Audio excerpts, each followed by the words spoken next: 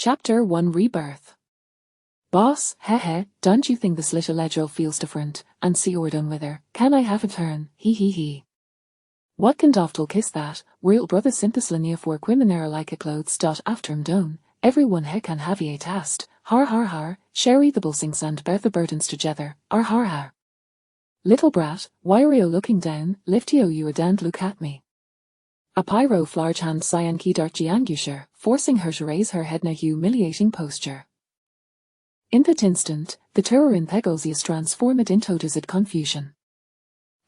This little black go may have dark skin, but she's not bad looking. Thilo Erdman licked his lips, a lewd smile spreading across his face, his breath, hotant nauseating, sprayed onto her face. Giangio stared in disbelief at Pessina before the low-aired leader Anthigan Goffert Facediats behind him were the nightmares of her life. In Theban Doned chemical factory, Thegar lay on the concrete floor, her body covered in footprints and various sang bruises. What is happening? Wasn't she dead? She distinctly remembered collaborating with the thirtest subject to destroy the Forbidden Island than blood Iliani highlighting the entire base before self-destructing. Buthar called Sheberhirano. She'd been dragged to this derelict factory by a group of petty thugs, just all for a month before the apocalypse. Theshar Payne the scalp reminded her that this was no dream, no illusion, it was real. She had been rebbing. Back to hell for a month before the Eid. Back to a time where everything had yet unfold. She was alive, har. Giangu's lips curled into an uncontrollable smile, a grin that she could not suppress. The low-aired frowned, having just touched her delicate cheek, suddenly realizing that echo before him was not filled with fear but rather an unsettling excitement. His heart skipped a beat. Damn it, could this Joe be masochist? But then he thought, no matter if she was sore it, as long as it felt good, that was all that mattered. He slapped her cheek playfully, pouting casually, netting closer. The other thugs should him on. Boss, a moment have pleasure ice for $2,000 gold, don't dawdle, just go for the homerin. Boss is mighty. As that Ludmith Drunmer, her stow match churned. In the apocalypse, she could have taken down 3 of these types by herself, but now, it was before the end. She had been rebbing, beaut in rehearsal, another body. She still thate emaciated girl, malno you're a shed weak. Giangu discreetly grabbed her handful of dirt from the ground, flashing a radiant smile at Haman. He paused for a moment, and the next second, flung the dirt into his with lightning speed. Are my eyes? As she loosened his grip on her hair, Giangu seized the opportunity to lunge forward, knocking him to the ground. Recently aborn and excessively thin from long-term malnutrition, she lacked her strength to confront an adult man head-on, relying instead on his momentary carelessness. The man, realizing his mistake, quickly tightened his grip around her neck. The other thugs rushed in to help. You little bitch demon, choking Giangu, prepared toss of her. But just then, Giangu caught sight of something in her peripheral vision. In the midst of her struggle, she snatched a kiss from his waist, flipped open a nail clipper, and thrust file into his neck. The entire sequence flowed seamlessly, executed with precision. You dare. PSHHH. Fausage was not particularly sharp, but Giangu exerted her strength, driving it deep into the man's neck before a viciously pulling it out. Agaping went opened, blood gushing for Tasha clutched his neck in disbelief, collapsing to the floor in convulsions. For some maniac custom made toe killing, an everyday object could become a weapon, and Giangu had developed a keen awareness, having knotted Hello Erdman's nail clipper as soon as her arrived. Scalding blood splattered in toes, instantly staining her vision red. The remaining thugs were left dumbfounded. Damn it, what's with this girl, why is Hazardless? Let's call the police, Sumiona's dead. Arayu out of firemen, calling the policies just handing yourselfies of her.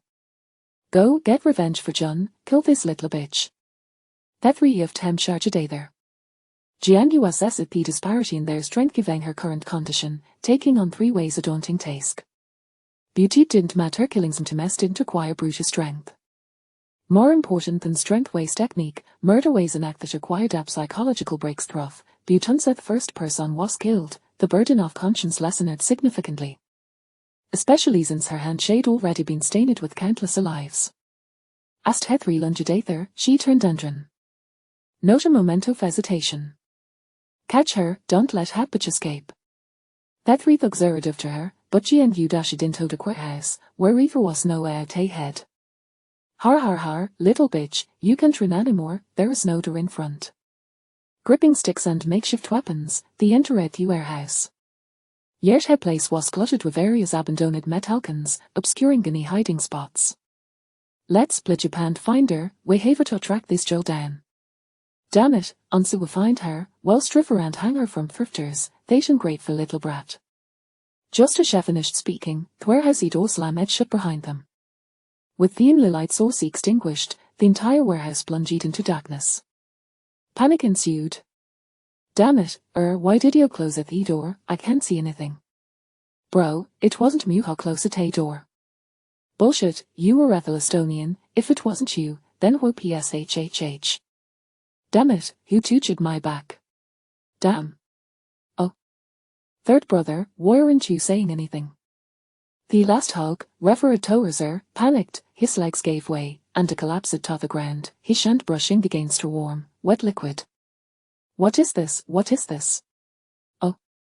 He screamed, trying to touch up, but the floor was slippery, and he fell edgeways. On his third attempt, Heaven managed to stand, only to feel something approaching him. Bang! A blunt object struck his knee, causing his legs to buckle backward, crushing heavily to the ground. Oh! A piercing scream erupted from the man's throat.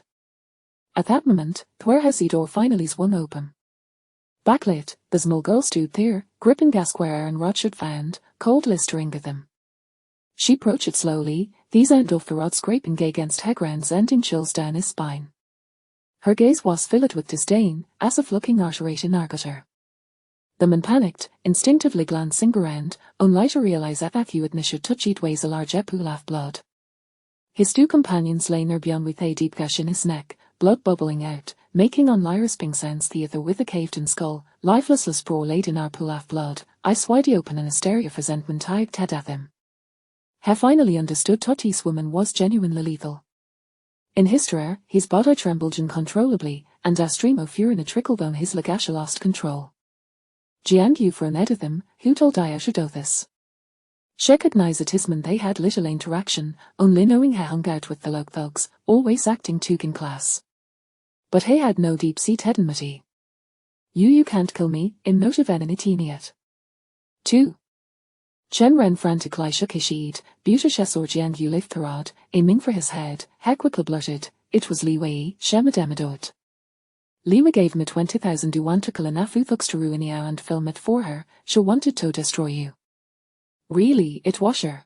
If you don't believe him, I can show you transaction records. Shsete tunsish hati video, you'd be her dog, doing whatever she commanded. Shsech will do the video to threaten you, forcing you to apply to the same university and continue being her slave either. Chen Ren's believed everything about Li Wei without reservation. Li Wei. This truly seems like something she would do. Shassel was really should employing such despicable tactics against Jill City subtly revolting. I versadely need to say please let me go, just let me go.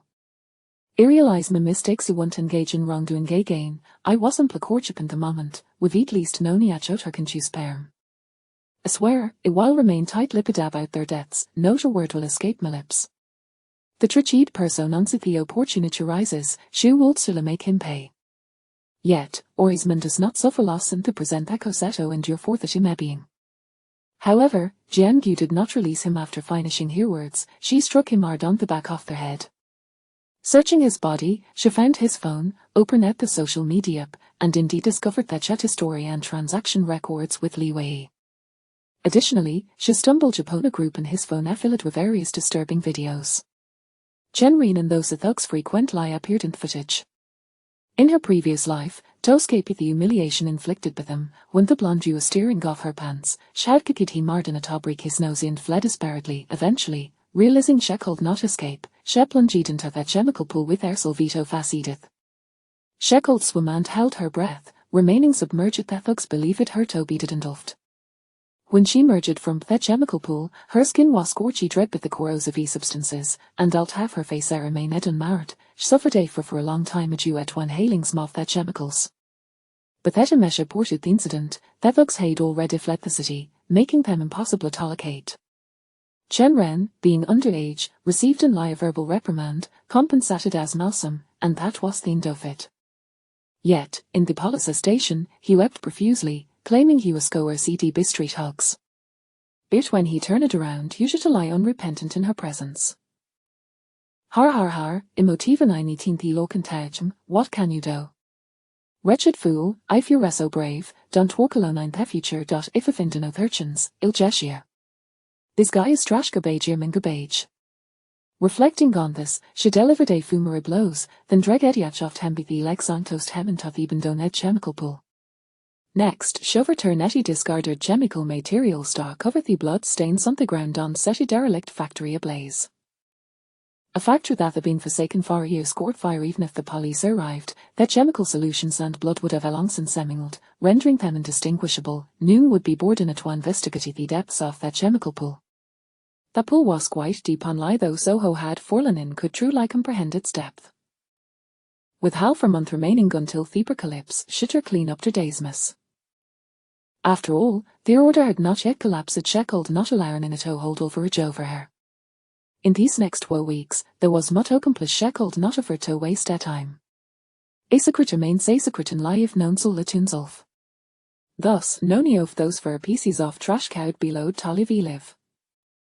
Locked away in forbidden tower, lying die and night on the operating to below highly the skinadandus memberder, that hellish place had turned here in Todeman. Chapter 2 Persuasion to Marry. Having resolved everything, Jian Gu Kikalide parted from Thebandoned Chemical Factory. Upon returning home, she changed her clothes and discreetly burned the bloodstainy garments. That evening, as he sat at home, the local news report had on the fiery that broke out at the dilapidated chemical factory, without her hint of anything else. However, that chemical pool was so deep-howled be it leaner to attempt to salvage. After dinner, Herr Clendon surrendered her, engaging in a campaign of persuasion. Rather than encouraging her to apply to university, they get Hershmery. What are you doing? Can't you speaking to you? I am your uncle Julie, I would not wish you Jian your uncle stalking to you, what are you daydreaming about? Do you have a nosency of propriety? Have you devoured your books, leaving nothing but tempted at seeing your head? Jian clutched the mel cup in her hands, the ceiling for nin thieging living grum buzzing gominers liar if it might for Latin a moment. Shegas editherthan bonny hands grasping their cup, resembling little more than a collection of sticks. A sure fingertips brushed against Hethin Corluses, a TD officer pressed emotions urged within her. Before us stood a man and a woman Heron Clendont.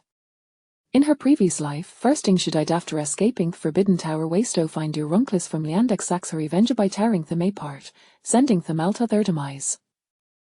Looking at the seemingly honest and simple middle-aged man alongside his rude and plump wife, Jian found the scene in weight absurd. Her parents had perished in a factory explosion when she was merely 5 years old. After the deaths, factory signed a contract to provide a compensation of 2,000 yuan per month for Jian upbringing. The Shunwei so continued till she turned 18. Originally, such a large compensation would not have been granted, but since both her parents had met with misfortune at a factory, she was left an orphan. Factory manager used here as a publicity stunt, inviting reporters to cover the story and securing a hefty compensation to restore the factory's image. At the time, Herr Clendont became Hagur Diane's, collecting her parents' compensation each month and moving into Jian Gusham. At not even 5 years old, she was oblivious to Arlifice. Noon even for meter about the compensation. Herr Clendont constantly claimed they had raised her, that she was apparasiting the home, and that they were doing her a tremendous favour. She believed them, a chilled heart just lost with parents. Naturally, she played her complete head trust in her uncle, how heart taken and thoroughly off her Eugene. In a single night, family photographs of her parents in the living room were replaced with those of Herr Clendont. Her parents' bedroom was now occupied by Herr Clendont. Her own room had become her cousin's. The study was transformed into her older cousin's space. And there she stood, clutching her quilt, at the door of the storage room. After all, Herr Clendont were supporting her, soit waisen lirai tojavethim the large arms. The jolt salsacha should be grateful and not become an ungrateful wretch. Thus, Spirgen to el verwont with household cares, fearing thatch might bercaster's eyed. Eventually, all the cooking, cleaning, and laundry fell to her, while Huron chance grus of tent plump. Whenever Shekra Delony, her uncle would return with small cakes, gently comforting her. Are you must lianto be grateful, old how your own tan siblings may have ethershempers, they mianaham, where family, and a Tyson lirite for your uncle to support you, so you must obedient, all right. At the time, Jiangyu had nerdy that the notion of her uncle's reporting here ways are completely fabrication. For her uncle's family was entirely dependent on her parents' compensation for the livelihood. They were the true parasites. And the scene of far mirti moment after she had been accepted into a prestigious university, when her uncle and on the dirged her to marithasono for the businessman. Yertar Shem ultimately came to naught. For a little over half a month later, the apocalypse will erupt, and Howard still concerned themselves with marriage. On July 3, 21, the entire world would be turned upside down. A droplet hospital landed in her eyelid. Jiangyu blinked, jolted from her reverie. Jiangyu, your parents dying, and your uncle, I have always regarded you as my own daughter, I must plan for your future. Tell do you possess any special skills? Furthermore, there really can't less university students nowadays do you think simply attending university while guarantee a good job. Think carefully, Jiangyu, even if I graduated from university, you likely and you parser 996 or 007 wages slave you kind of futurize that. It would be far better to marithason of Mr. Wang's family is worth billions. Becoming Oriel Phi wife would be better fate. Her aunt, with her ample frame, gestured animatedly, her face glowing with excitement. Her enthusiasm almost suggested she was yet to marry and Totter 12 herself. Jiangyu took a sip from her cup. Raising an eyebrow, she replied, Aunt, you seem quitting views of Mr. Wang's fortune you cannot marry him yourself. You may be a bit too old for a son, but so I could still cathy if father. Huron's face flushed with anger, flesh trembling on her cheeks. You insolent girl, is the show you speak to our elders. Indeed, I said proper to encourage Anna at home a fool. Jiangyu showed there a cold glance, here he is brimming with suppressed fury, which she quickly reined in. She had killed those ethics, and for the time being, there was no evidence linking her to the crime. Beauty if her uncle and aunt were to perish, suspicion would surely fall on her, and someone would be watching her every move. That would be exceedingly inconvenient, and besides, if her uncle indeed know, how old negotiate he her bride a pry. Return in Jim 100 was not an option she could not start over with nothing. The house could be sold, but stockpiling resources was far from sufficient. She called the exorbitant bridie price offered no more accurately, it was sappers for her life and it was substantial. Jiangyu lowered her gaze, fixed head on the shadow wove swaying ceiling fan reflected in her cup. A subtle smile crept in toes. Her untermarkt, with a sedgel need to studisimak, intend, shui on the marriott would be better to marry early. Jiangyu retorted, since you're going toady old, why not just die now? If education is useless for girls, then why not let my cousin drop out? Let them marry early and bear a string of children to dangle from her. Hiront glared at her furiously, Yoka yuzi not like you.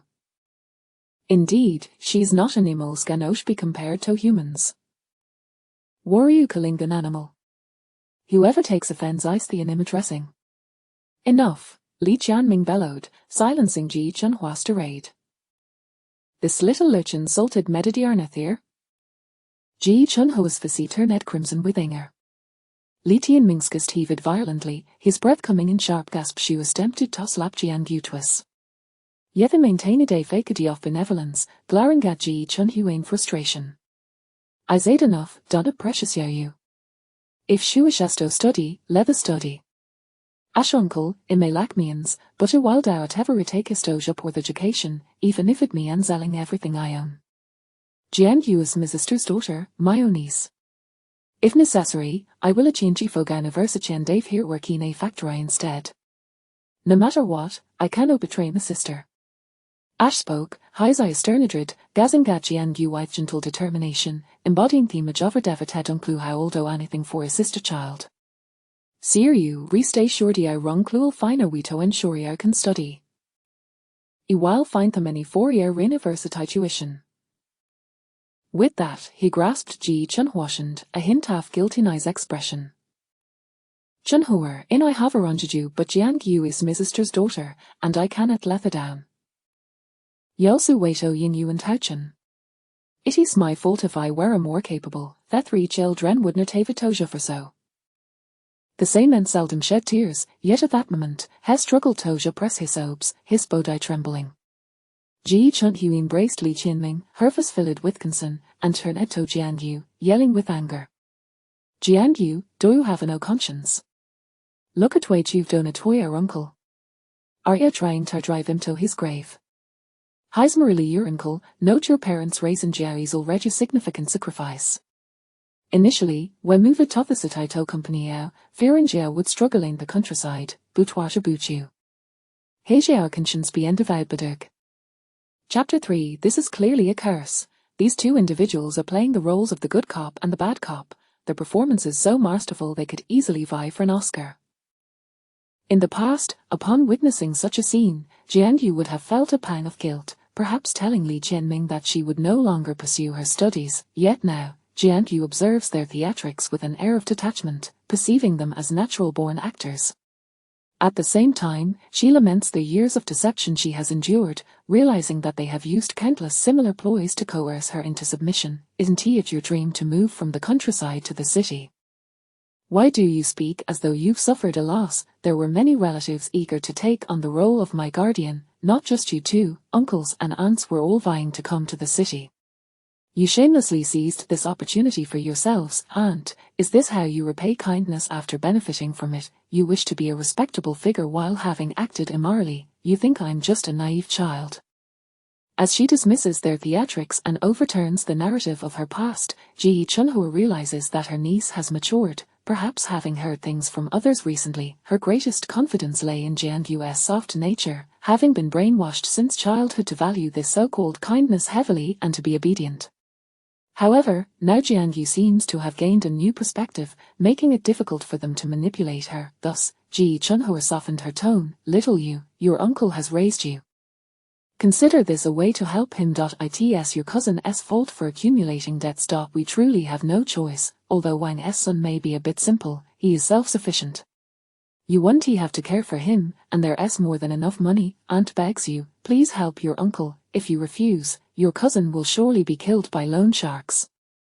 If he dies, your uncle will be left without hope. You wouldn't want to see him suffer, would you? I don't wish to burden you, but your cousin is rather foolish and cannot attract anyone's attention. With your excellent examination results this year, they specifically want a clever daughter-in-law like you. Li Qianming remained silent, his eyes red with tears as he looked at Jiangyu with remorse. Ji Chunhua knelt, pleading in a low voice. It was as if she were the root cause of all their troubles, and if Jiangyu refused to acquiesce, she would be deemed utterly culpable. In the past, Jiangyu would never have dared to make Ji Chunhua kneel. She would have been overwhelmed with guilt. However, now she stated, when elders kneel before their juniors, it shortens their lifespan. It seems you truly harbor deep resentment towards me, wishing for my early demise. Ji Chunhua waved her hands in desperation. She believed that this naive girl was merely soft-hearted and easily appeased. Just as she was about to utter sweet words, Jiangyu continued, how much dowry did Wang offer you to make you grovel like this? It was clear that Li Haochun's debts were substantial. Throughout her life, Ji Chunhua had never lowered herself before Jiangyu like this. She constantly preached about the kindness of raising her and, having told the same lies so frequently, had begun to believe them herself. She truly felt she had done Jiangyu a great favor. Jiangyu regarded Ji Chunhua's rigid smile with curiosity. In her previous life, after she had refused to marry Wang's son, Li Qianming and his wife had initially pleaded with her for several days, only to abandon the matter in disappointment. She had thought that was the end of it. However, within a couple of days, they had drugged her dinner, allowing Wang's simple-minded son to enter, intending to consummate the arrangement. Although they ultimately failed, the act was revolting. In the hospital, her uncle had knelt before her, apologizing for not foreseeing that Wang's foolish son could enter through a window. They placed all the blame on that simpleton, never mentioning the drugging. To prove their innocence, they even resorted to self-harm, leaving Jianyu, who had been raised by her uncle, once again choosing to trust him. Ji Chunhua hesitated. 1 million. Jianyu replied, swear it. If you lie, the moment you two step outside tomorrow, you will be struck by a car. You will marry an abusive, wretched man, unable to escape, living in fear of being beaten to death. Li Haochen will have his hands and feet severed by loan sharks, and if he has a son, he'll be born without skin. Li Haoshuan will indulge in vice, committing every crime imaginable, ending up in a life of toil, ultimately reduced to eating peanuts. Every single relative on your side shall meet a terrible fate, with your ancestors' graves desecrated. Ji Chunhua gasped, both enraged and shocked, staring at Jianyu. This was not a mere oath. This wretched girl was clearly cursing her. Some individuals, having committed numerous wrongs, become particularly superstitious. Ji Chunhua was one such person. Gritting her teeth, she responded, 6 million. Li Qianming shot a glare at his wife, returning his gaze to Jianyu, trembling as he said, little you, it is your uncle who has wronged you. He is useless. Ji Chunhua's eye sparkled. Jianyu's inquiry indicated she was likely to agree. HMPH, this little girl was firmly under her control. If you agree to marry Wang's son, everything will be negotiable. I swear it's truly only 6 million. I'm not deceiving you. Just help your cousin this once, and from now on, your aunt will owe you for life. I will treat you like my own daughter. Jianyu nodded, seemingly conceding. I didn't realize I was so valuable, worth 6 million. I can marry, but I have conditions. You must return my father's belongings to me, especially that jade bracelet. It may not be worth much, but it is a token of love between my parents and holds special significance. You must leave my home by dark tomorrow, and I require 4 million as my dowry. The remaining 2 million will go towards paying off debts. If you agree to these terms, I will consent to the wedding in a month. As she mentioned her father's heirlooms, Jianyu's expression darkened. You want 4 million for someone so young? Your appetite is rather large. Ji Chunhua scoffed. You're just a girl, aren't you afraid of trouble with that much money? Better to let your uncle keep it safe. You know he loves you dearly and wouldn't he harm you? She cast a knowing glance at Li Qianming. If memory served, her eldest cousin had already been caught by the debt collectors. Otherwise, Li Qianming and his wife would not have been in such a hurry. They even contemplated marrying off their daughter. But Wang was adamant that he wanted a girl who was not only beautiful but also academically accomplished and intelligent. Although the cousin was decent-looking, her focus was solely on her appearance, resulting in abysmal academic performance, managing only to enter a third-rate university through financial means. After investigation, Wang had dismissed her. Wang's own son was a simpleton with violent tendencies, having already killed 2 wives. Consequently, he offered a high price for a daughter who was both studious and not overly attractive, as beauty could imply disobedience. However, this was no longer an era of scarcity. Even parents who favored sons would not willingly watch their daughters walk into danger. This several million was clearly a price on a life. Moreover, Wang's expectations were not low. While he didn't want an overly beautiful girl, he sought a clever one to improve his grandson's genetic prospects. He hoped the next generation would not produce another simpleton. Moreover, he desired a girl of impeccable character, one who had never been in a relationship. To him, academic success equated to intelligence. Jianyu had always known she wasn't particularly clever. Otherwise, she would not have failed to recognize the wolves in sheep's clothing surrounding her for over a decade, mistaking them for benefactors. Then I shan't marry. After all, you cannot force me. This is a new society. If anything happens to me and I'm unwillingly married to Wang's son, I'll find a way to torment him and end his life. After all, we would be married, making it quite convenient. Jianyu cast a casual glance at Li Qianming. Uncle, you're marrying me off, not creating enmity, correct? Imagine what could happen to Wang's son in my hands. Would he spare you? Li Qianming was about to soothe her, suggesting they needn't go through with the marriage. However, Jianyu interjected, if you utter even one word against the marriage, I will genuinely refuse. So don't feign sincerity. Li Qianming lowered his head, pretending to be filled with guilt as he sighed deeply. You dare, Ji Chunho retorted immediately. Without the money, what would happen to her son? The loan sharks had threatened to castrate him if he couldn't repay. Jiangyu stared intently at him. Whether I dare or not, you'll find out if you test me. Ji Chunho looked at her niece, feeling intimidated. With her son's life at stake, she couldn't afford to take that risk. The dark depths of Jiangyu's eyes sent a chill down Li Qianming's spine. For reasons unknown, he felt as if the Jiangyu before him had transformed into an entirely different person. Exuding an indescribable strangeness, the old Jiangyu, regardless of the situation, remained quiet, often retreating to weep softly. She had never dared to speak back, yet now she resembled a hedgehog bristling with quills. With this thought, he steeled himself, raising his hand to strike Ji Chunho across the face. Enough, little Yu has already shown immense generosity by helping our family. What more do you want from her? That 6 million was initially meant for her. As her uncle, I lack the means to provide her with a proper dowry, and using a portion of her bride price to repay debts is already a grave injustice. If you continue to pressure her, I shall divorce you, he shouted, his face flushed with anger. Had Jiangyu not returned from the dead, he might have genuinely managed to convince her that he was acting out of necessity and felt remorse for his niece. What remarkable acting, alas, the audience has awakened. Chapter 4 The heirlooms. The most pressing matter now was to keep Jiangyu calm, coaxing her into agreement, and then have Wang send the bride price to repay debts. Li Haochen remained in the clutches of the loan sharks, a ruthless group he dared not confront. Li Qianming, tall and powerful, struck with sufficient force that Ji Chunho's face immediately swelled. Her eyes reddened with rage as she sprang up, ready to claw at Li Qianming's face. They had agreed to use a combination of soft and hard tactics to persuade Jiangyu to marry that simpleton, yet here he was, daring to lay a hand on her. This was utterly unacceptable. Li Qianming, you heartless wretch, how dare you strike me? She attempted to say more, but Li Qianming dragged her back to their room. With guilt etched on his face, he turned to Jiangyu. Little Yu, I promise to meet your conditions. Your uncle has wronged you. Li Haochen, a gambler, owed over 2 million. This amount, combined with their years of savings, should suffice to settle the debts. Furthermore, he had already assessed the worthless bracelet left by Jiangyu's father. It was merely a trinket, worth perhaps a couple of hundred at most. Why not give her something no one wanted? The priority was to retrieve his son. As for the remaining 4 million, he would find a way to win it back in the future. Jiangyu had been raised by him, making her his best bet. He understood her soft-heartedness well, believing her easy to placate. Had this house not been under Jiangyu's name, he would have sold it long ago. But this stubborn girl, who usually acted dutifully towards her uncle, would not budge an inch when it came to her home, claiming it was her sanctuary. Without it, she would have nothing.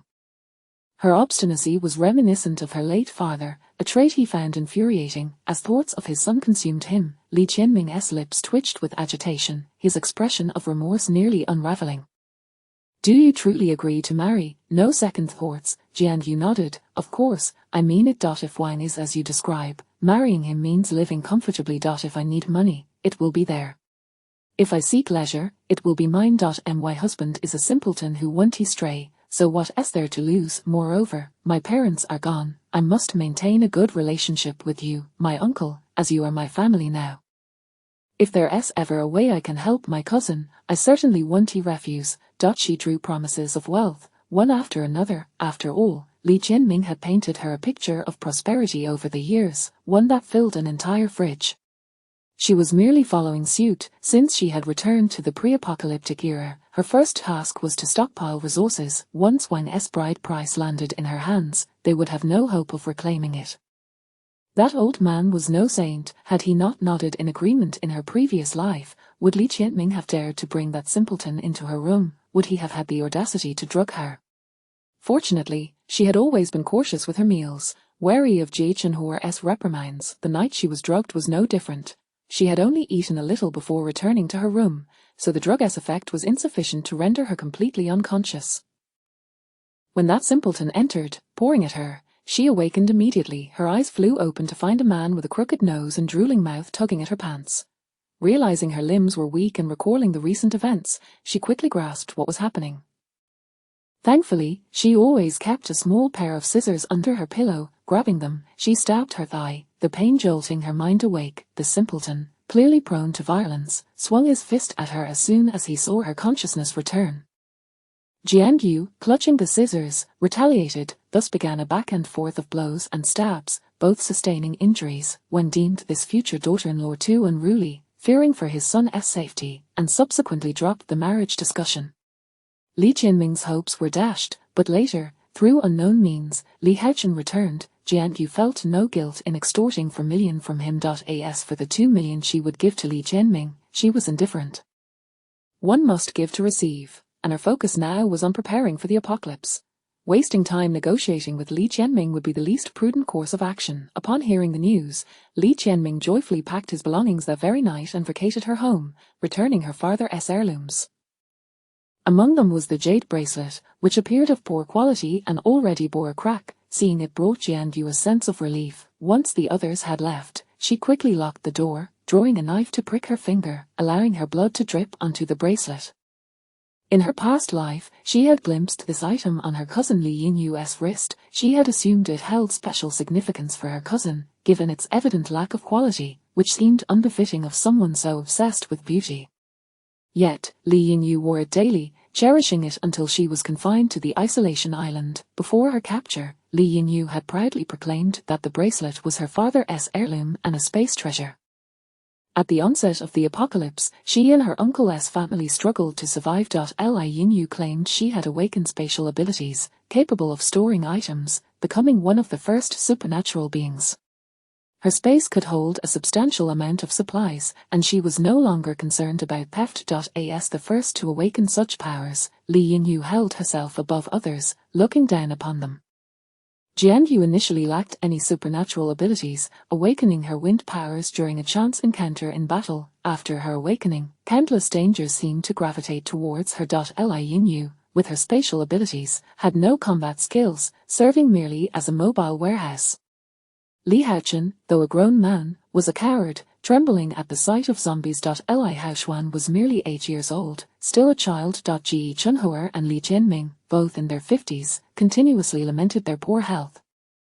Jiangyu remained unaware of any compensation, having been misled all along. She felt immense gratitude towards her uncle for raising her. Though Ji Chunhua's words were often harsh, she still bore the weight of nurturing her.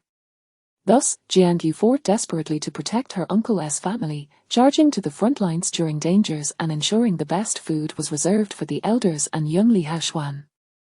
Chapter 5: Space. In the midst of numerous life and death crises, she transformed from a reticent little girl into a daring and ruthless advanced supernatural being. Each daily upgrade was a gamble with her life. She ascended from an ordinary member of the escort team to a group leader, then to a captain, fiercely guarding the base and her kin as if they were her own family. During that time, she believed herself to be magnificent, standing alongside others in the noble endeavor of preserving the ember of humanity. Reflecting on the past, Jiangyu felt like a fool for having been deceived for so long. Ultimately, she fell victim to a treacherous plot, becoming a test subject on the Forbidden Island. Her extraordinary self-healing ability was known only to her family, only they could administer the drug to her when she was entirely defenseless. What gratitude for nurturing, what bonds of blood, what mutual support among kin, utter nonsense. Thinking back, she wished she could slap herself twice. The most pressing matter was to retrieve the bracelet, yet, she had no inkling of its whereabouts, left by Li Jianming. To confront him directly would likely lead to unnecessary complications and delays. It would be wiser to play along with his scheme. Thus, after her rebirth, when faced again with her uncle's proposal to marry the son of Boss Wang, she did not firmly refuse, all for the sake of reclaiming the bracelet. As for the dowry of 4 million, that was merely a bonus. However, Jiangyu stared at the blood on the bracelet for a long time, yet there was no response. Could it be that only her cousin could use it? This thought sent a chill through her. If the Jian family's possessions were useless to her, she would rather shatter them. Just as this notion crossed her mind, the bracelet in her hand suddenly became scorching hot. A piece of skin fell off where the blood had dripped, revealing a lustrous, translucent jade hue, yet that was all. After contemplating, Jiangyu squeezed her fingers to smear more blood over the bracelet. Subsequently, it began to shed its greyish exterior like a snake shedding its skin, and within seconds, the entire bracelet had undergone a remarkable transformation. Unlike its previous pallid and ashen appearance, the bracelet now gleamed a deep crimson, resembling exquisite blood jade. Jian Yu was perplexed. The bracelet she had seen in Lin Yue's possession in her past life had clearly looked the same as before it shed its shell. How could it transform into superior blood jade after absorbing her blood? Could it be due to the Jiang bloodline? Jiang Yu stared at the bracelet, pondering where was the promised space. What happened to it? She felt nothing at all. As this thought flashed through her mind, she suddenly found herself shrouded in darkness.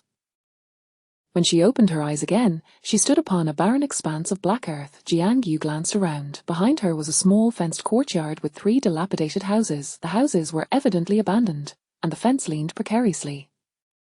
Upon entering the courtyard, she discovered a dry well. Where was this? A space? Could it be that this bracelet was not merely a simple storage space but also a passageway? Looking down, she found the bracelet had vanished, replaced by a red mole on the inner side of her right wrist, as vivid as vermilion. She had never had such a mole on her wrist, thus, the only explanation was that this mole was the bracelet. However, if this bracelet could transform into a hidden mole, why had it hung so conspicuously on her wrist in her past life? Moreover, if this space allowed for the entry of living beings, why had Li Yingyu never placed any living creature within it? Li Yingyu possessed only spatial abilities and was timid, thus she always relied on Jiang Yu to gather supplies.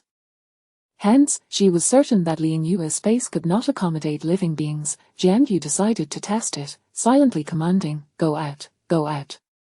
Sure enough, the next second, she found herself back in her room.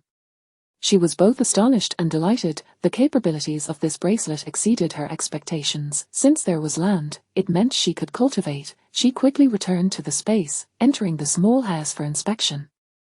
The 3 rooms consisted of a main room, a bedroom, and a kitchen. The furniture in the bedroom and main room was mostly in ruins. With a gentle touch, it turned to dust. In the kitchen stood a barren earthen stove and a rusty iron pot that crumbled into pieces with a slight squeeze. Just as she was about to open the wooden cupboard, the moment she pulled the door, it collapsed with a crash, sending dust flying everywhere. Cough, cough. Jiang Yu waved away the dust in the air and stepped back. She then discovered an entrance to a cellar at the back of the kitchen. The cellar was utterly dark, revealing only the descending steps that disappeared into the shadows. Jiang Yu grabbed a flashlight, turned it on, and descended the winding staircase. Upon entering, she realized it could not simply be described as a cellar. Beneath the small house lay a vast underground warehouse. The space of the underground warehouse matched that of the ground above. To be cautious, Jiang Yu first tested the storage capacity of the space. After repeatedly attempting to move items in and out of the space and successfully mastering the technique, she took 2 ice creams and placed one in the ground space and the other in the underground warehouse. Several hours later, upon re-entering the space, she discovered that the ice cream on the ground had completely melted into a puddle. However, the ice cream in the underground warehouse remained exactly as it had been when she placed it there, entirely intact. This proved that the flow of time in the space above ground differed from that in the underground warehouse. Time flowed normally above ground, while in the underground warehouse, it was nearly at a standstill. What did a stagnant time mean? At this thought, Jiang Yu's breath quickened. This meant that while stockpiling supplies, she would not have to worry about expiration dates. She could even store prepared meals in the cellar and take them out to eat whenever she wished. The space spanned several hundred acres, with a transparent barrier at the edges resembling glass. She reached out to touch it gently. The sensation was like soft jelly, yet it was unyielding. After spending about half an hour in the space, she began to feel dizzy and quickly exited. Through repeated experiments, Jiang Yu discovered that one could not linger in the space for too long. However, the goldfish bowl she had placed in the space remained intact, with the little goldfish still alive. It seemed that intelligent beings like humans could not stay in the space for extended periods, but ordinary small animals could thrive there. She would confirm this later when the opportunity arose. Jiang Yu sighed. It appeared that her dream of stockpiling supplies in the space for a leisurely retirement was dashed. Now that the space was available, what should she do next? It was clear: stockpile supplies. Jiang Yu took out a small notebook and began jotting down all the supplies she needed to stockpile. Then she opened her phone to search for additional items to add to her list.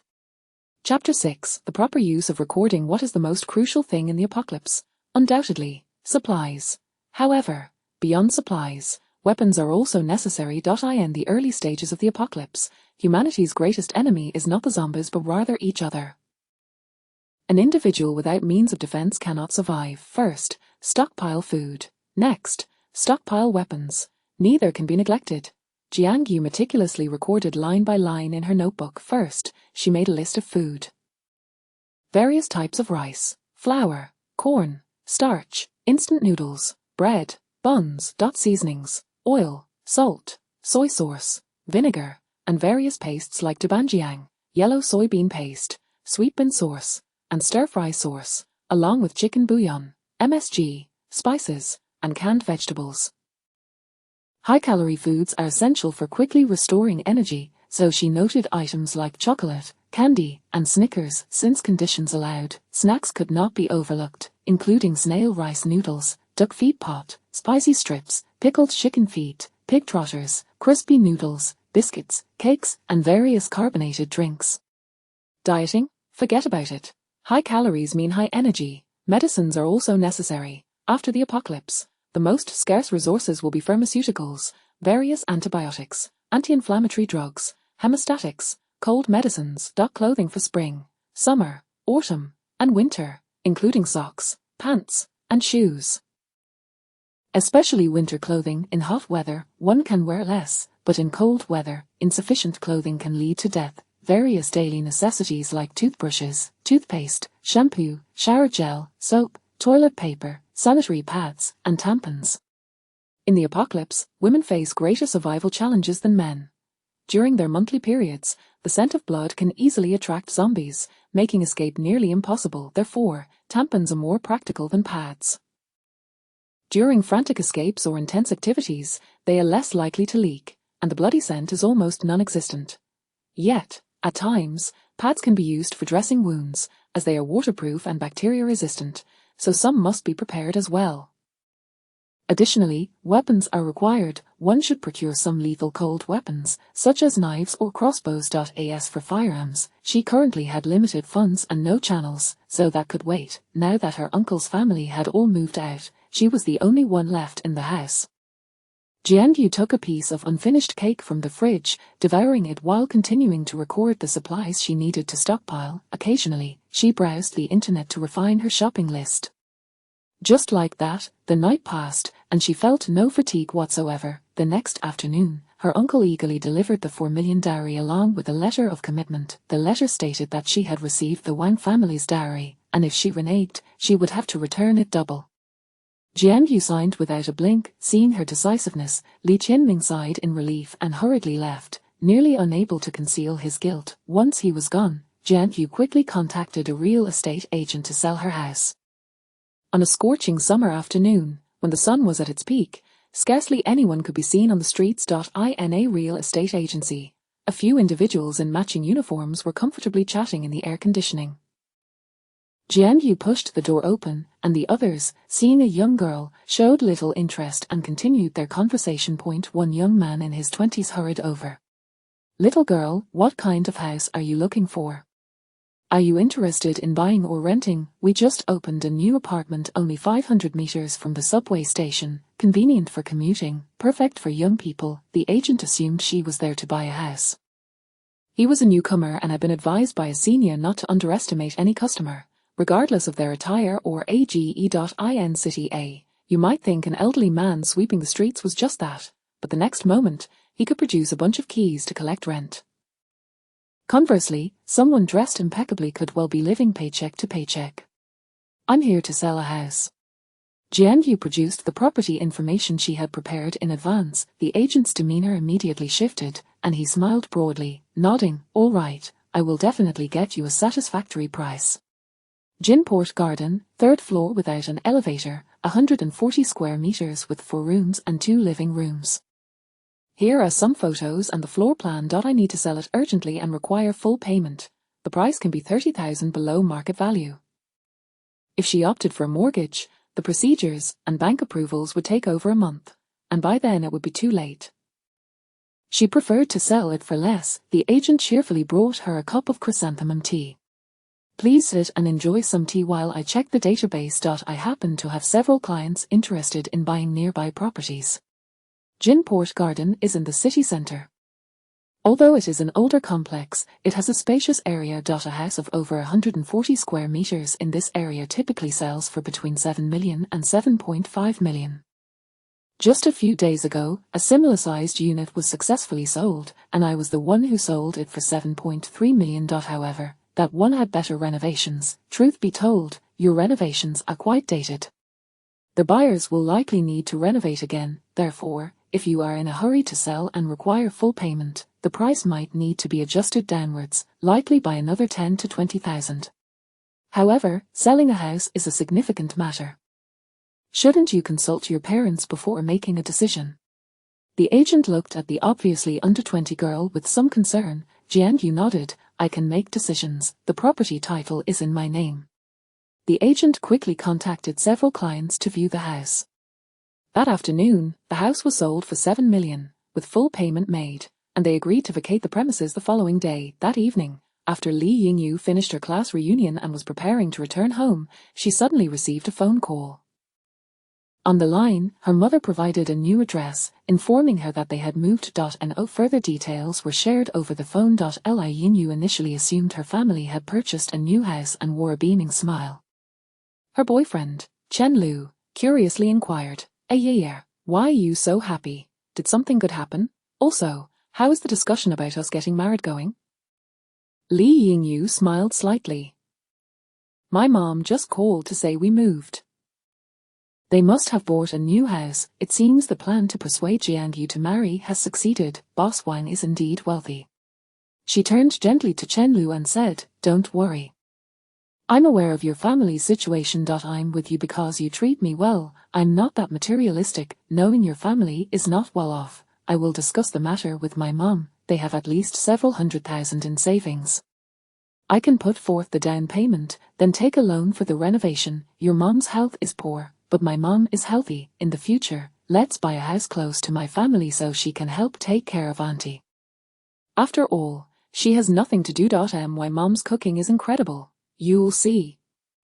Chen Lu's eyes lit up, and he apologetically said, I'm sorry. Yeah, it's all because my family is poor, but don't worry, I will work hard to buy you a villa and nice bags, ensuring you live well. However, I feel uncomfortable if the house purchased by your family doesn't have my name on it, but if my name isn't on it, my mom will definitely feel like a guest. What are you thinking? Since it's our house, it should definitely have both our names on it. Am I that calculating? Yeah, you're so kind. After parting ways with her boyfriend, Li Yingyu remained immersed in blissful joy. However, upon arriving at their new home community address, she was bewildered. She could hardly believe that this seemingly older community was their new home. Upon entering, her disappointment deepened. Although living in Jian-Yu's house had its old decor, it was spacious. In contrast, the shabby little place in front of her was likely no more than 60 square meters in total, particularly upon learning that her brother had incurred gambling debts and that all the money in the family had been used to pay off those debts, and that this house was rented. Li Yingyu completely broke down. What on earth is going on? This small house is so cramped that everyone can smell each other's farts. How am I supposed to live here? Moreover, I've promised Chen Lu that our family will contribute to the wedding house's down payment. Now that you've used up all the money, how are we supposed to get married? Why should we? There are 3 children in this family. I should have 1/3 of the assets. Why should all the money be spent on Li Haochen? Why should he get to spend my money? Li Yingyu, who had previously been gentle, now roared hysterically. She opened the room that Ji Chunhua had assigned to her and pointed inside. Mom, look at this room.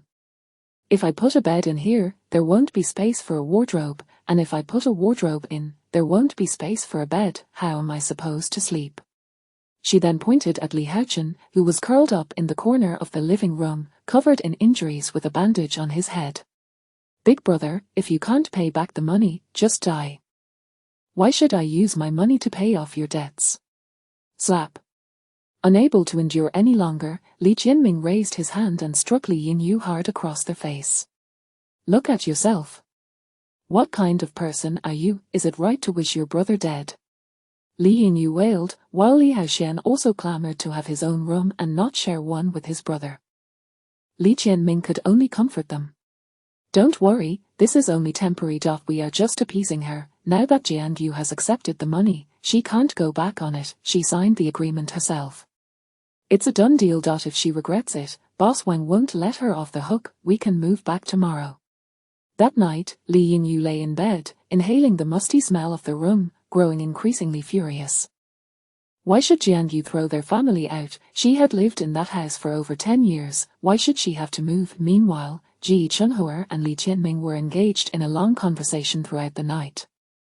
After all, they had already received the money and rescued their son. The entire move was merely a ruse to coax Jiangyu into compliance. They had only paid a month's rent for the house. Now that Jiangyu had accepted the dowry, it was set in stone. They could return to their previous abode tomorrow. They had grown accustomed to living there. Why should they move? That little girl thought they wouldn't return? How ludicrous. That night, while Li Yingyu was sorting through her vanity, she discovered that the bracelet was missing. Although the bracelet was unappealing and of poor quality, for some reason, she had felt an inexplicable connection to it upon first sight, compelling her to ask her father for it. Though she had not worn it often, she remembered it being kept in a box prior to this, yet now, it had vanished without a trace. When she inquired with Li Qianming, she learned that they had returned the bracelet to Jiangyu to persuade her to agree to marry. They had even promised to buy her a gold bracelet in the future. Logically, Li Yingyu should have been pleased, as a gold bracelet was worth far more than that trinket.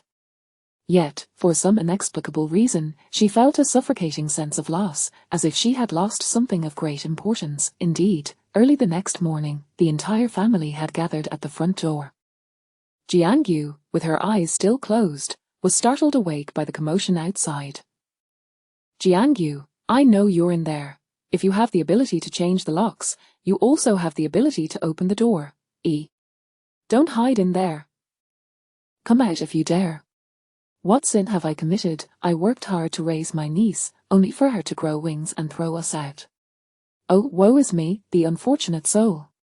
Chunhua, stop talking. Xiaoyu is not that heartless. She must have her reasons. What she said yesterday was surely in anger. Dad, even now, you still protect that ungrateful Jiangyu.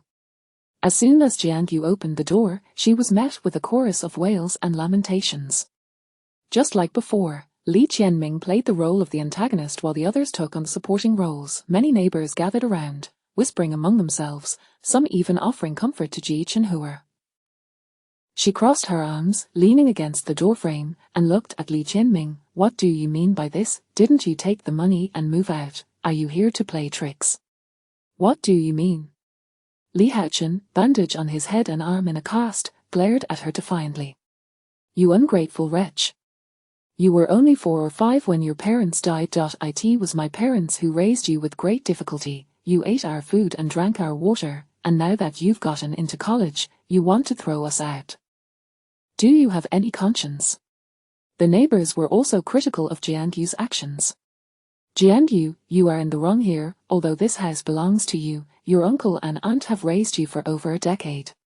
You can't just turn your back on them. Exactly. This proves that raising someone else's child is futile. No matter how well you treat them, it won't matter. As the saying goes, you can't expect a sheep to graze on a dog's skin. Li Qianming looked at Jiangyu with a bitter expression. Xiaoyu, I'm sorry. It's my fault for not being able to stop your aunt and the others.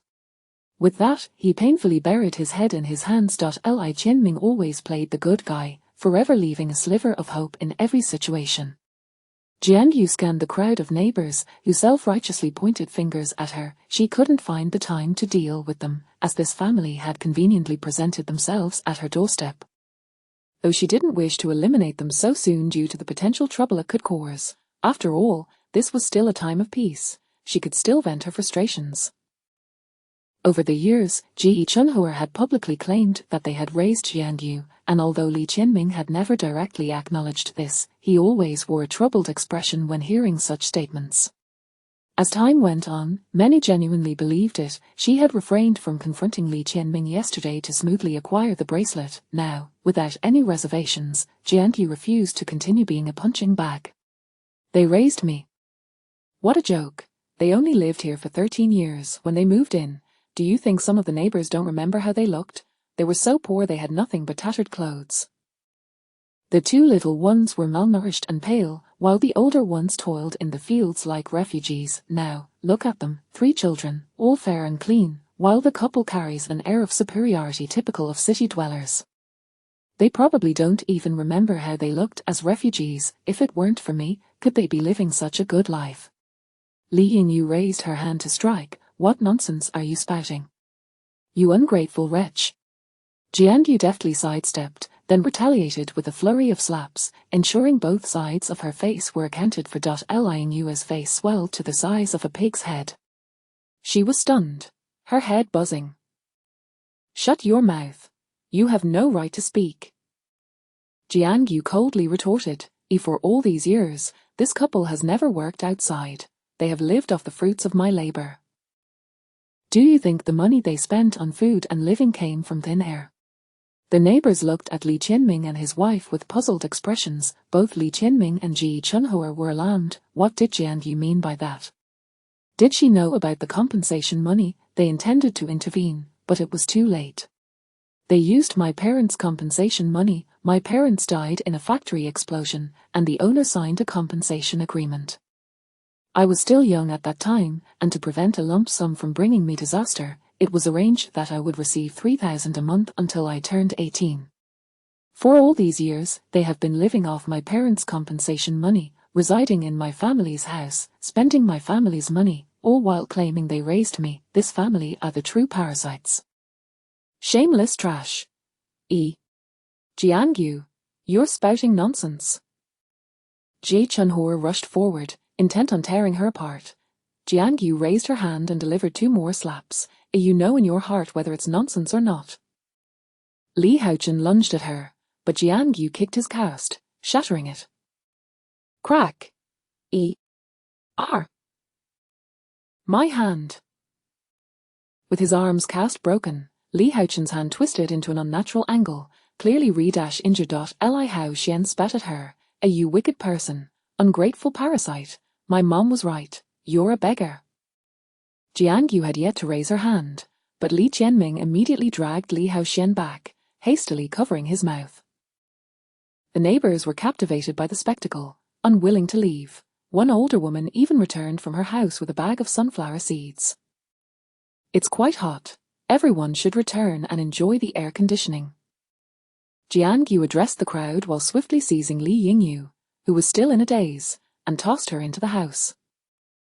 Then, turning to the others, she asked, What, do you still want me to continue speaking at the door? The others exchanged various looks before entering the house. Li Qianming and Ji Chunhua exchanged glances, silently acknowledging each other's thoughts. With so many onlookers outside, they couldn't act openly, but since Jiangyu had brought this upon herself by letting them in, they would not hold back. They had 5 people, not counting the injured Li Haochen and the young Li Haoxian, leaving 3 adults. And Jiangyu was just a young girl. 3 against 1. Since she had sought her own demise, once the door was closed, they would have plenty of ways to deal with her. They would teach her a lesson about the harshness of society. Clearly, they had been too kind to her in the past, allowing her to grow so unruly, believing she could change anything by herself. Such delusions. At this point, Li Qianming dropped the pretense, his face darkening as he walked to the back, thoughtfully closing and locking the door. The 5 of them stared ominously at Jiangyu, ready to use force to compel her to let them move in.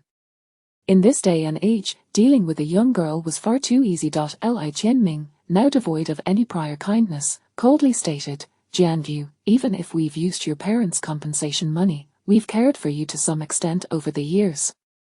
Otherwise, how would a young girl like you manage on your own? At this point, as your uncle, I don't want to hold grudges with a younger generation. What happened before is in the past.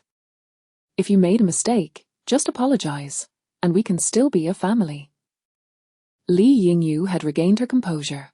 Her cheeks were swollen, and blood dripped from below her nose, rendering her a pitiful sight.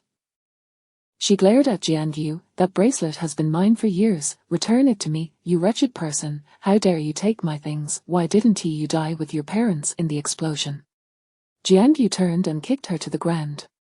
I've walked the earth for over a decade and wouldn't dare claim it as my own.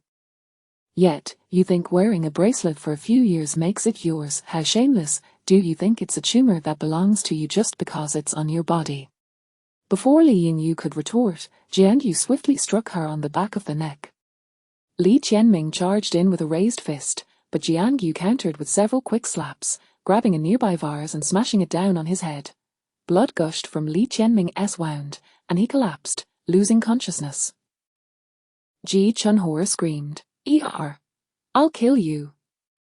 Jiangyu, expressionless, grabbed another bottle of liquor and raised it to strike. Crash! Ji Chunhua fell to the ground. As the three of them lay unconscious, Li Haochen stared at Jiangyu in terror. You! Don't you come near me. He turned to flee, abandoning his brother. However, upon reaching the door, he discovered it had been locked without him noticing. Jiangyu had locked the door. Was she planning to trap them? Jiangyu seized a frying pan and swung it forcefully. Crash! All right, now, only you remain. Jiangyu looked at the only one still standing, Li Haoxian, grinning widely, her smile somewhat deranged. You unfeeling wretch. You can't hit me, my mom will kill you. Right, I'm so unfeeling, I should indulge in some heart and lung dishes. I've heard that children's hearts are the tenderest. Li Haoxian's eyes rolled back as he lost consciousness, wetting his pants in fear. Jiangyu glanced out the window. Below, a pristine white car was parked under the streetlight. She tied up the 5 individuals, stuffed several light bulbs into their mouths, and then filled a snakeskin bag with clothes, ceramic pots, and other hard objects, ensuring the bag appeared shapeless and bloated. Next, she found the car keys on Li Qianming. She then called 2 local couriers. Hello, I need some items moved to my car. Yes, fragile items. The car is downstairs. I need 2 people. All right. The address is. Jiangyu used a mop from the bathroom to clean the floor. A few minutes later, the couriers arrived. They were a young couple. Upon seeing the large snakeskin bags on the ground, one of them picked one up, and as he did, the contents rattled. The man initially wore a relaxed expression, but it shifted as he gritted his teeth to lift the bag. Hey, little sister, this bag is really heavy. Judging by the sound, it seems you've packed all the pots and pans in here. The woman shot him a look. What do you know? This is how you make do. If I don't take them, I'll have to spend money to buy new ones at the new place. Last time I moved, I regretted not taking my clay pots. Jiangyu smiled. Save where you can, spend where you must. As they moved the items downstairs, an older neighbor opened her door while munching on sunflower seeds. Jiangyu, what are you up to? Jiangyu lowered her head, feigning dejection. My uncle said my cousin is getting married, and I need to move out. The neighbor spat a sunflower seed shell onto the ground. I told you, you wouldn't be able to stand up to them. You're pitiful. While she spoke words of sympathy, her eyes gleamed with schadenfreude. Jiangyu chose not to engage her. Disheartened, she led the movers away. She opened the trunk of the car, laid the back seats down, and instructed the 2 to load all the bags inside. In total, there were 5 bags, 4 large and 1 small, completely filling the trunk. She then drove to a remote construction site of an unfinished building on a hillside. The location was secluded, situated in the distant suburbs. It was initially intended for a high-end villa district, but had been abandoned for several years. Jiangyu navigated through overgrown grass, driving deep inside. The ground of the unfinished building was uneven, and as the car rocked, the people inside the bags began to stir. The snakeskin bags shifted shape as the occupants struggled within. Jiangyu glanced in the rearview mirror, maintaining her calm as she continued driving. Upon awakening, Li Qianming was horrified to find himself bound and gagged, unable to speak due to something stuffed in his mouth. He was enveloped in darkness, trapped in a bag. The swaying stopped suddenly. Bang! The sound of the car door slamming echoed. Following that, footsteps approached. Jiangyu methodically unsealed the bags. Aren't you coming out? I know you're all awake, come out on your own. The bag containing Li Qianming was the first to be opened. Soon after, the others followed, spilling out of the car, their arms tied behind their backs, their mouths stuffed with objects. Their movements were severely hindered. The moment Li Qianming saw Jiangyu, the mild demeanor he typically displayed vanished. replaced by a frighteningly dark expression. Li Yinyu glared at Jiangyu with venomous eyes. Her cheeks were puffed up, rendering her speechless. The group exchanged terrified glances, each having a light bulb stuffed in their mouths stretched to the limit. Before they could regain their balance, Jiangyu smiled as she pulled out a stick from behind her. "Dear uncle and aunt, weren't you quite the talkers? Why so silent now?" She approached and, in the midst of their horrified stares, swung the stick at Li Qianming's mouth. The bulb shattered upon impact, and Li Qianming's mouth filled with shards of glass, nearly choking him. Sharp glass splinters lodged in his mouth, causing excruciating pain. How had this wretched girl conceived such a malicious scheme? He stared at Jiangyu in terror, feeling a warm wetness spread down his pants. "Uncle, why don't you take this opportunity to clear your minds? As for the car, I'll be driving away with it. You can catch a ride back down later. It's quite quick. If necessary, you still have your phone. Oh, and if you feel like reporting me, I'll be more than cooperative. But if I end up in jail, you'll be the first to suffer. Boss Wang's money isn't easy to come by. It's up to you whether you want to risk it all or let me vent my frustrations so we can all coexist peacefully. After all, if I marry into the Wang family, I might need helpers. Perhaps, in due time, you all might also rise to fortune. Har har." Li Qianming's eyelids twitched, his face growing even more sinister. Jiangyu saw through him and directly retrieved a phone from Li Qianming's pocket, discovering that the recording function was indeed active. "Uncle, you're as cautious as ever. No worries, keep the recording. You can use it to blackmail me later. I'll be the daughter-in-law of the Wang family. I may lack many things, but money won't be one of them. Har har har. Uncle, I await your attempts at extortion. There are no eternal enemies, only eternal benefits. You, uncle, are a wise man. You know how to maximize the benefits of this recording, don't you?" As she watched the woman stroll away with the car keys, the rage-filled expressions of the others were as if they wished to tear her apart. In the hospital, the group finally managed to cleanse their mouths of the glass shards and exited the hospital. Li Hachin fumed. "Dad, that wretched girl has truly lost her mind. We need to report her. She suspended us like this and beat us so brutally. It's a crime. Yes, we should report her. We mustn't let her get away with this. If she gets a criminal record, how will she continue her university studies?" Li Yingyu and Ji Chunhua nodded in agreement. "Report your mother." Li Qianming roared, but the outburst caused another wave of blood to rush to his mouth. He covered his mouth, glaring at his children in disappointment. "Fools, if we report her, how will Wang's son manage to marry successfully in a month? Not to mention, we've already received 2 million in dowry. How will we repay that? We've already given all our money to pay debts. That boss Wang is not someone to be trifled with. If we owe him money, it won't just be our hands that get cut off. Our kidneys might be harvested too." The more he thought about it, the angrier he became. That wretched girl knows this, which is why she dares to act this way. Damn it, the more he thought about it, the angrier he got. But this wretch was right. If they delayed Boss Wang's matters, they could all forget about living well. Li Qianming's eyes turned red with fury. He had been careless. He shouldn't have given Jiangyu the money and promised her to move out. This wretched girl must have been plotting all along. But don't think her arrogance means she isn't afraid of the law. She didn't even dare delete the recording. She kept it as a bargaining chip, fearing I might report her. She's right. Once she marries into the Wang family, I can use that recording to secure a prosperous future for us. So we just let this beating slide. My mouth is all cut up." Li Yue's eyes glistened with resentment. Li Qianming shot her a glare. "Do you want to report her now to vent your anger, or would you rather keep her around, and perhaps use the recording to demand a wedding house in the future? The Wang family has plenty of money." Li Yingyu thought about how she and her boyfriend didn't even have a wedding house and had to endure the pain in her mouth for the sake of love. "I want a large flat. Anything less than 180 square meters won't do."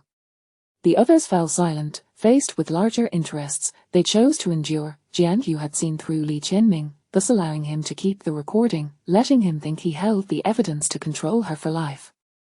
These people could not die just yet. If Li Qianming's family perished, she would be the only survivor and would undoubtedly become the prime suspect, which would severely hinder her plans to stockpile supplies. On the other hand, Li Qianming, clutching his mouth, finally understood what it meant to be a mute eating bitter gold. He even contemplated how to use this recording to plot his future. What they didn't know was that they would never reach the day when they could extort Jian Yu for money using that recording. By that time, the recording would serve only as entertainment for the zombies. I'm sorry, but I can't assist with that. I'm sorry, but I can't assist with that. I'm sorry, but I can't assist with that.